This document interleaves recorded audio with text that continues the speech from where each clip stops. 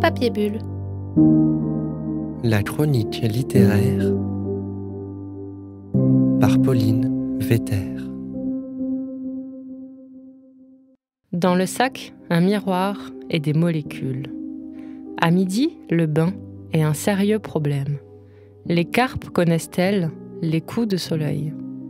Je respire, je me douche et je mange, tout va bien. Même pas de petits bobos. Le médecin a dit « plus de balade ». Il m'apporte des dunes à la petite cuillère. Elles ont le goût de la sage folie qu'on apprend ici. Je te laisse, on m'appelle, je dois hisser l'arc-en-ciel qu'il doit voir dans mes yeux.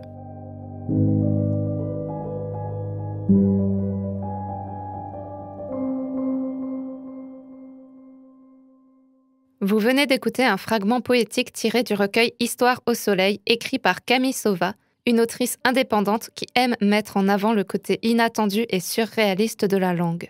Aujourd'hui, nous allons entrer dans les détails de la confection de ces recueils. Regardez les motifs de ces textes, leurs couleurs, leurs sensations, piquantes mais douces, sauvages mais rayonnantes. La poésie de Camille Sauva, c'est un bruissement de plantes, des promenades grotesques, des musiques qui coulent et qui pourtant nous secouent. Nous allons essayer de comprendre ce qui se cache sous ces lignes découpées, mélangées, réassemblées, recollées et qui tissent ensemble des chemins insoupçonnés.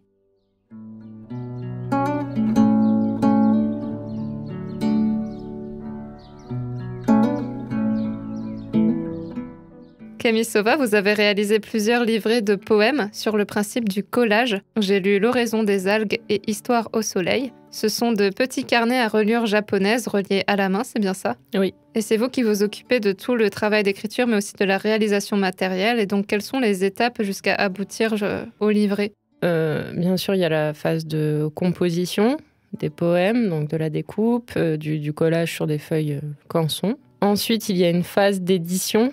C'est-à-dire que je vais prendre en photo très simplement le poème, modifier la photo pour faire en sorte que le poème soit sur fond blanc, qu'on essayait parfois de redresser parce que malgré ma fonction de collagiste, je ne sais pas bien coller et couper droit encore.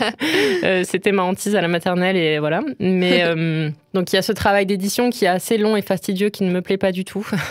Pour tout vous dire. Ensuite, je crée la maquette. Donc voilà, il faut savoir que c'est des choses pour lesquelles je n'ai aucune patience et aucune compétence initiale. Je suis très nulle pour tout ça. Donc, mais maintenant, ça y est, je commence à être rodée. Donc voilà, je vais beaucoup plus vite qu'avant. J'ai les bons outils. Donc je crée la maquette sur Word, on sait dire. Et je les imprime sur du papier épais que je commande. Ensuite vient la phase d'assemblage. Donc, je vais plier les feuilles, les assembler ensemble, y ajouter une couverture un peu plus épaisse d'une couleur qui sera en lien, quand c'est les recueils saisonniers, avec la saison. Je les relis, donc il faut les trouer, etc.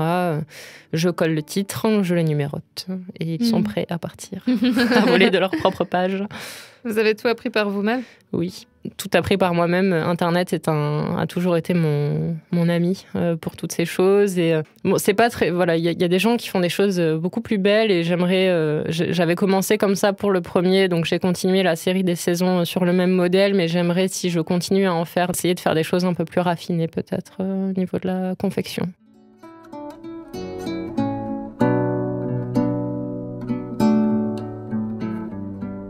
Si j'ai bien compris, il y a une certaine chronologie dans les recueils qui suivent le rythme des saisons. Voilà, c'est ça. Et donc, un recueil par saison? Oui, c'est ça. Donc, j'ai commencé au printemps 2021, donc au printemps dernier, avec un recueil que j'ai appelé Humeur printanière, qui a été suivi par Les Histoires au soleil. Et le dernier, donc le recueil automnal est sorti. Et il s'appelle Les branches des autres. Et il y a ce hors-série qui s'appelle L'oraison des algues. On suit le rythme de l'année, on retrouve les images des saisons au sein des recueils. C'est ce qui va me servir de base pour composer. Le tout premier, c'était celui au printemps? C'est ça. Et donc, comment vous vous êtes lancé sur ce premier recueil? Alors, j'ai eu l'idée de travailler d'utiliser pour la première fois un matériau spécifique et non pas des revues hasardeuses, en choisissant de travailler sur des revues de développement personnel et de psychologie positive pour questionner les injonctions au bien-être, les injonctions à aller bien. Et j'avais pas tellement l'idée de faire une série ou qu'elle soit forcément printanière, mais en fait, il y a cet aspect saisonnier qui est très prégnant dans ces revues. Vivre au rythme de la saison, essayer de coller à ces choses. Et donc, j'ai eu plein d'images en lien avec le printemps et je pense que c'est de là que je me suis dit que j'allais lancer un cycle un peu plus long. Ça m'avait beaucoup plu, ça m'avait beaucoup stimulé d'avoir ce type de matériaux. Et c'est comme ça que c'est venu.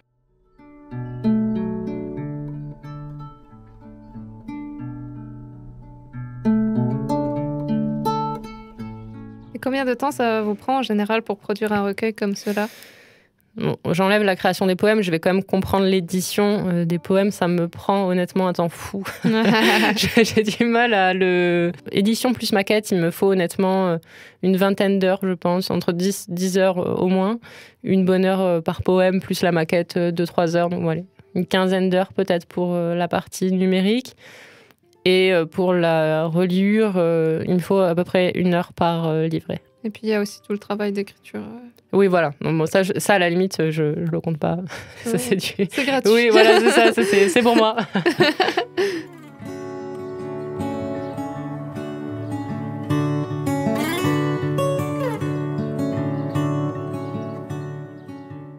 Pendant la randonnée, j'ai entendu des ampoules se dresser sur mes larmes. J'habite pourtant à la montagne et je marche souvent. Mais depuis les vacances, des déchets se glissent dans mon crâne. Le temps reste et les roches suivent les loups. Je peux extraire de ma peau les sommets et les creux. Ils sont mon enclos, la boucle d'un départ. Un jour d'été, quelque pas, un collier. Il faut museler la marmotte en accord avec ce qui dure.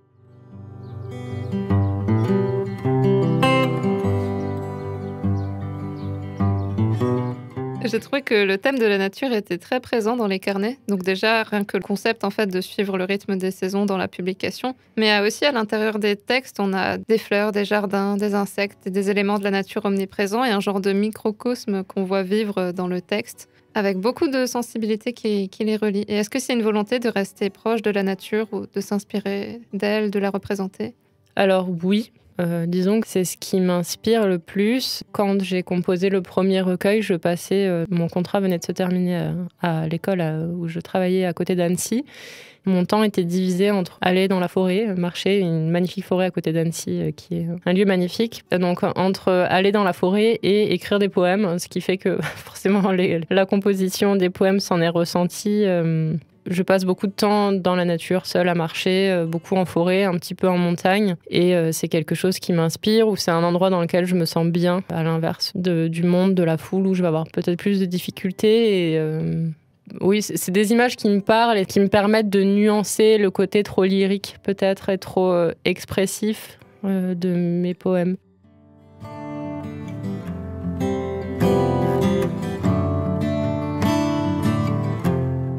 Dans vos poèmes, ce qui m'a personnellement le plus surprise, c'est ce foisonnement d'images inattendues, où notre imaginaire est sans cesse convoqué, bousculé, mais toujours avec douceur, mais juste, je dirais, entraîné hors des sentiers battus. Et c'est plutôt appréciable, en fait, quand on est habitué aux livres de la rentrée littéraire et aux bouquins qui donnent l'impression parfois de se ressembler un peu tous. Comment est-ce qu'elles viennent, ces images ? Bon, merci beaucoup déjà pour ce que je prends comme un compliment. Comment ces images me viennent ? Je sais pas. La paresse, on en revient là. Je sais pas, je pense que c'est Voilà, encore une fois, je pense que je suis aidée par le matériau que j'utilise. Hein. C'est comme un peintre coloriste qui produirait des belles couleurs. Il dirait, initialement, j'ai des belles couleurs face à moi et les mélanges font que j'arrive à produire de belles teintes. J'imagine qu'il y a de ça aussi.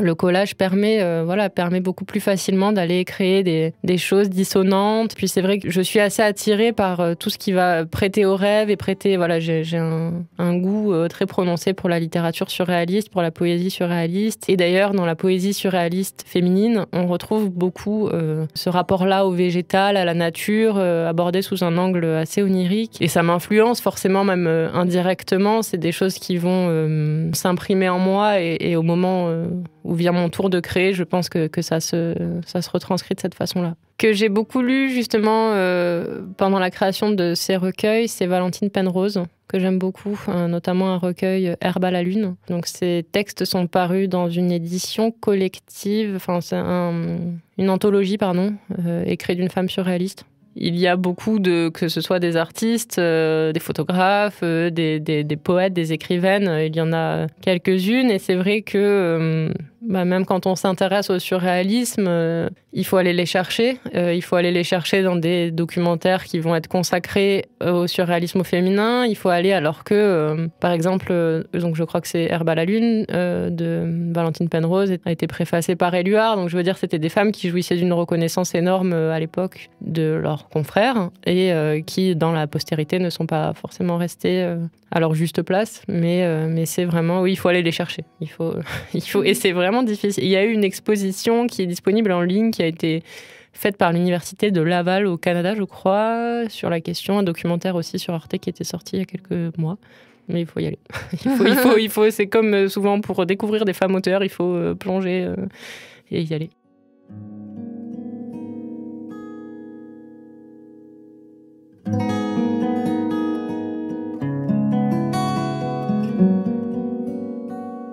Et dans un des fragments de Histoire au soleil, vous utilisez l'expression papier étoilé. Et c'est justement ce qu'on a la sensation de voir, je trouve, en ouvrant les recueils. Un petit peu un ciel dans lequel chaque mot fait une étoile, avec certaines plus proches, plus brillantes que d'autres, certaines plus petites, plus lointaines. Et on navigue comme ça entre les mots parce que les polices d'écriture ne sont pas les mêmes d'un mot à l'autre. La couleur, la taille de caractère ne sont pas les mêmes puisque c'est du collage, donc un assemblage de matériaux bruts. Et ça donne ce côté hétéroclite et pourtant on ne se perd pas, il y a une harmonie qui se crée. Toutes ces typographies différentes qui cohabitent, ça a une importance dans le processus créatif. C'est justement une question que je me suis posée, notamment au moment d'éditer le deuxième recueil, donc c'est arrivé très vite, où je me demandais si la différence des typographies ne nuisait pas au sens, en fait, et du coup détourner l'attention du lecteur vers un aspect visuel sur lequel je travaille pas particulièrement. On pourrait imaginer un jeu de contraintes à partir du collage où il faudrait utiliser que des mots bleus, verts, je ne sais pas. Ce n'est pas ce qui m'occupe et j'avais peur que cela nuise à la lecture au sens, mais bon, je me suis dit que c'était l'occasion, j'en ai profité, mais ce n'est pas quelque chose avec lequel je vais composer. Disons que ce qui est agréable avec les revues de développement personnel, c'est qu'ils ont des polices très polissées, pour le coup, et qui donc ne dissonnent pas les unes avec les autres, ce qui n'est pas le cas quand je vais utiliser des revues complètement différentes, avec des journaux à gros titres, avec des choses comme ça qui ne vont pas forcément être trop harmonieux au niveau visuel. Mais voilà.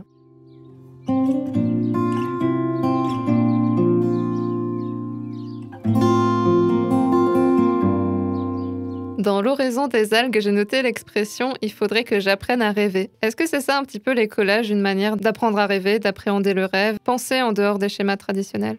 Oui, je pense que dans la grande tradition, mais là encore assez méconnue, même moi j'ai du mal à m'y repérer dans cette histoire du collage poétique. L'idée un petit peu antérieure au surréaliste, c'était de provoquer presque des dissonances un petit peu cognitives, de court-circuiter les chemins de la raison, de la logique.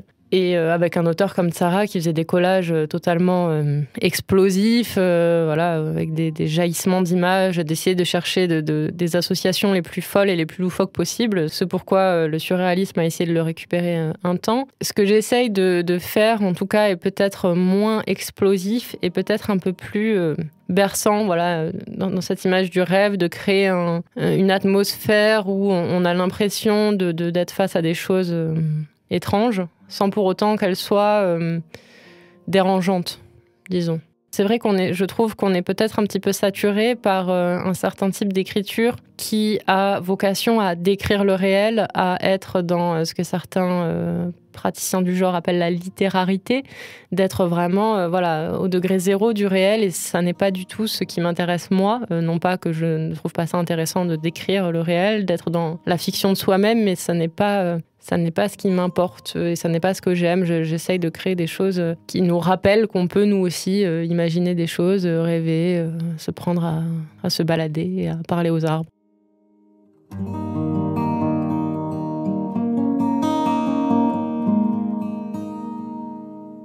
La trace, anéantie par le soleil, éclate sur l'horizon. Elle appelle un chemin qui vole en arrière. Où est la première fois ? J'aurais aimé la toucher encore. Des êtres d'écorce traversent ses côtes. Des fils de fer remplacent l'oreille. Ça a commencé, tout tombe. Je te promets de faire du naufrage une cascade minérale. Une veine ne tient qu'à son foyer, mais l'inverse n'est pas toujours vrai.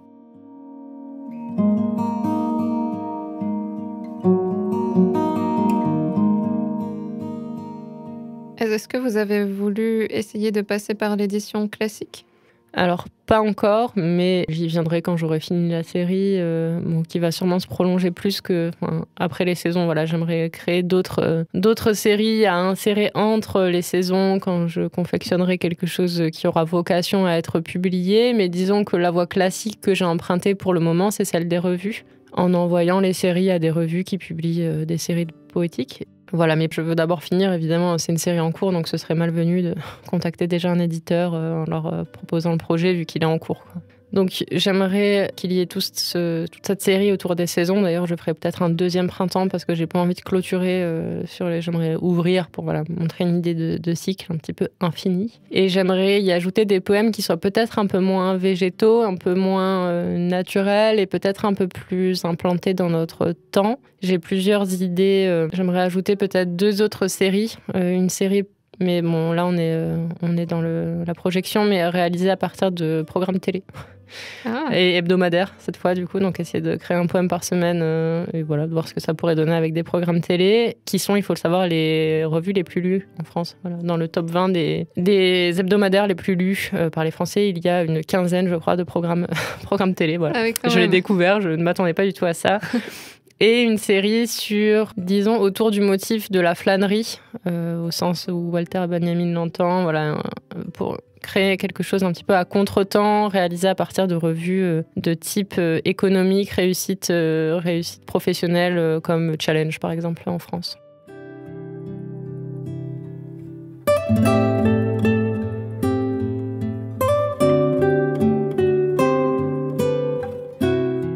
Quel serait, selon vous, le plus beau compliment qu'on puisse faire sur votre travail ? Que c'est le meilleur poème du monde. Le plus beau compliment qu'on pourrait me faire, je pense que... Bon, il n'y en a pas qu'un, forcément. Il y a plein de choses qui pourraient me flatter mon ego en mal de compliments, dont je plaisante. Mais simplement, peut-être qu'on a été touché, déjà, je pense, ou plutôt que... Mon travail parle aux gens, je pense que c'est la chose la plus valorisante, parce qu'on a l'impression de créer un dialogue avec des gens et le côté aussi peut-être léger, ce qui se ressent pas vu que j'aborde des thèmes, voilà, je parle beaucoup du deuil, de la maladie, de choses comme ça et en fait paradoxalement j'essaye de le faire de façon détournée et parfois d'injecter de la légèreté dans tout ça, d'aborder des choses entre guillemets profondes, voilà, de façon un petit peu légère, ou voilà, donc ça, voilà, peut-être la légèreté et la communication et la légèreté.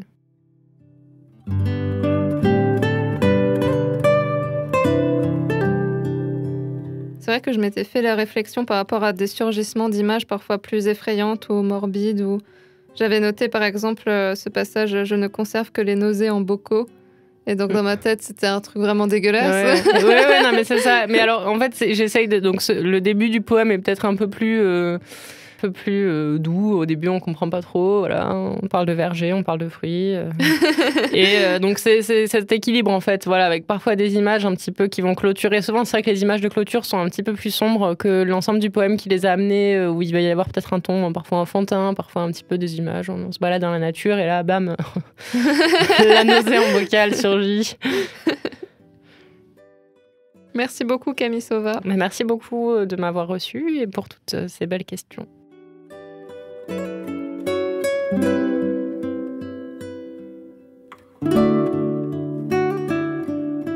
Merci à Camille Sauva et merci à vous, chers auditeurs, pour votre écoute. Vous pouvez suivre Camille Sauva sur Instagram sous le nom Collage Sauvage et commander ses livrets pour découvrir la beauté de la construction de ses phrases, en plus du soin de leur fabrication. De nouveaux livrets sont disponibles régulièrement, comme nous l'avons dit, au moins un à chaque nouvelle saison. Et vous pouvez aussi suivre son actualité sur son site, puisque les projets ne cessent jamais d'émerger. La semaine prochaine, mon invitée est une romancière. Ça fait un moment que nous n'étions pas revenus au roman dans cette émission, avec Camille Reynaud, dont le premier livre, Et par endroits ça fait des nœuds, est paru en janvier 2021 aux éditions Autrement. Un roman d'autofiction qui traite de la maladie, d'un corps qui cède et du refuge de l'écriture, à travers une plume sensible et en même temps pleine d'humour et de références artistiques qui nourrissent son imaginaire. J'espère donc vous retrouver au prochain épisode. Merci beaucoup et à bientôt.